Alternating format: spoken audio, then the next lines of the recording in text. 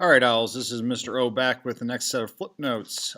This is 6.L.2.3 based on interactions within an ecosystem. This will be page 21 in your notebook, and you can label it interaction notes. Let's get started.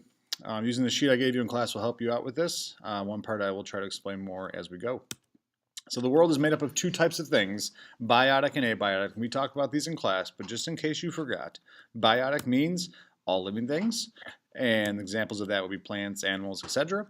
And abiotic would be all non-living things, and examples of that would be water, rocks, landforms, and soil. Remember, biotic things live in abiotic things. It doesn't make them biotic.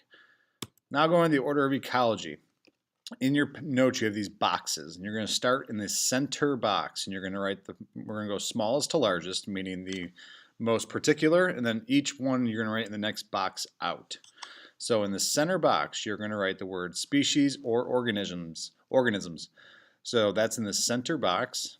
And the next box out, you're going to write the word population, because you can have populations of species. And then the next box out, you're going to write the word community, because in a community you have different populations of different species. Next box out, you're going to write the word ecosystem. In an ecosystem, you have several different communities of several different populations of several different species. Next word out, you have the word biome. Within a biome, you have several ecosystems that have several communities, have several populations, several species and organisms. Last one is biosphere. So when you talk about the biosphere, you're talking about all the world's biomes that include all the different ecosystems, that include all the different communities, that include all the different populations, that include different species. So the top outside box, you have biosphere, running into the middle, which is smallest to largest. On the back, it says things that affected organisms' ability to survive. You're filling in with the word organisms in the top there. There are three types of interactions in plants and animals. You have biotic, limiting factors. You have competition, which means animals are competing for food, for land, for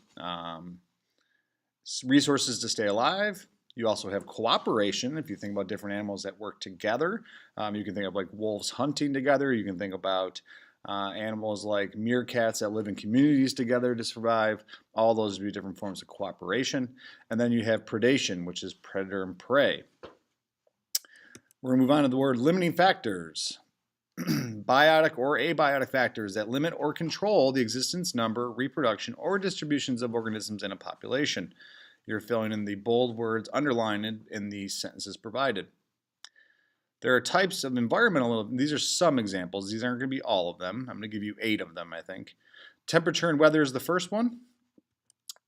Elevation, type or amount of soil, sunlight, land, lack or abundance of water, abundance means too much, we do not know, lack or abundance of food, and wind.